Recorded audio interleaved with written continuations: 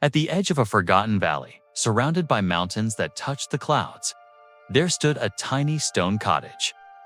It wasn't grand, it wasn't new, but when night fell, it always glowed. Not with gold or candles, but with the soft, flickering light of a single lantern.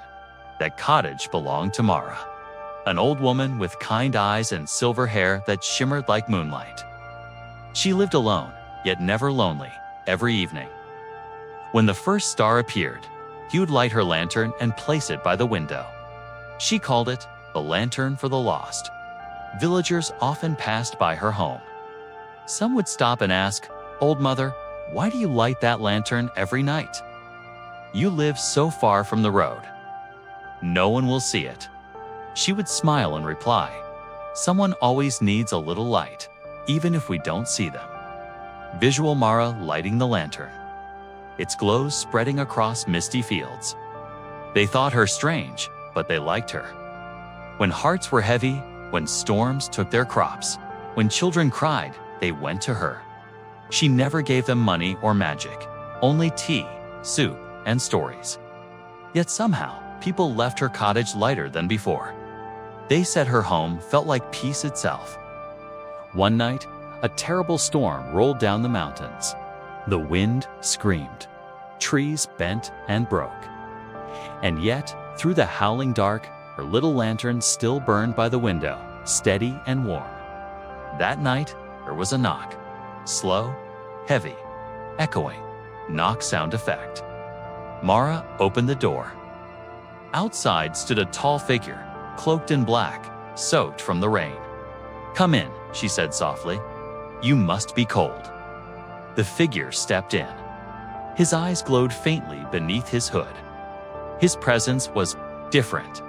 Not evil, not cruel, just ancient. He looked around her tiny home, the fire, the old wooden chair, the soup's simmering dot. Then he spoke, his voice low and distant. "Do you know who I am?" She looked at him for a moment, then smiled gently. "Yes, I've been expecting you." The stranger tilted his head. "You don't seem afraid." Mara stirred her soup. "I've lived a long life. Fear has already visited me." "You are just another traveler, aren't you?" The stranger's lips curved faintly. "Perhaps, but before I take you with me, I'll offer you a gift, a choice." He raised his hand. 3 lanterns appeared before her, each one floating in the air, shining with a different light. The first lantern burned gold, bright, rich, almost blinding. "This," he said, "is the light of wealth. Choose it, and you will have everything you've ever wanted." The second lantern shimmered blue.com, cool and young. "This is the light of youth. Choose it, and your wrinkles will fade.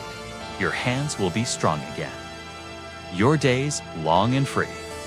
The third lantern flickered weakly, its glass cracked, its flame trembling like a dying breath. "And this," he said, "is the light of peace. It holds no power, no beauty, no treasure. Only calm." He turned to her. "Choose one. It will be yours for eternity." Mara stood quietly, her eyes moving from one lantern to another. She stepped toward the golden one first. Its light filled the room, glittering on her old hands. "So bright," she whispered. "But gold blinds more than it guides." She turned to the blue lantern. Inside its glow, she saw herself young again, beautiful, full of life and laughter. Her heart fluttered. "Ah," she sighed, "to be young again, to run through the hills, to sing without pain." But then she touched her chest and smiled sadly. "No, my youth gave me lessons I needed. I wouldn't trade them for smooth skin." Finally, she walked to the last lantern, the cracked one. She knelt down, cupping her wrinkled hands around its weak flame. "This one," she said softly. The stranger frowned. "Why choose the weakest light?" Mara looked up at him. "Because it's the only one that's honest. It burns even though it's broken, like me." For a moment, the stranger said nothing. Then, quietly, he spoke. You could have had everything: youth, wealth, beauty, life eternal. Mara smiled. Everything.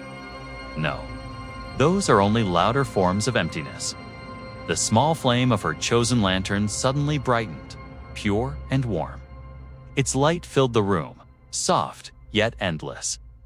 Pushing the shadows away, the stranger blinked. His dark cloak shimmered. And beneath it, for a moment, his true face appeared weary. Sorrowful, ancient. What? What is this feeling? He asked. Mara's eyes softened. Peace, she said. The one light even you can't carry. But you can feel it, just for a moment. The rain outside slowed. The clouds parted, revealing the silver moon. When morning came, the villagers passed by Mara's cottage. Her door was open. The fire was out. The chair was empty, but the lantern by the window still glowed, steady. Gentle, eternal. No one could explain how its flame never died. Even in storms, even in snow. Even when the wind howled through the valley, they began calling it the Lantern of Peace. Travelers said that when they were lost, truly lost, they could see a faint light far away on the mountainside, guiding them home. People chase many lights in life, golden ones, bright ones, burning ones. But the truest light, the one that never fades, is peace. It doesn't demand attention. It doesn't dazzle. It simply stays, quiet, honest, unbroken. Visual, zooming out from the glowing lantern into the starry night. Be thankful for the small light you have, even if it flickers, even if it's cracked. Because sometimes that's the only light the world needs.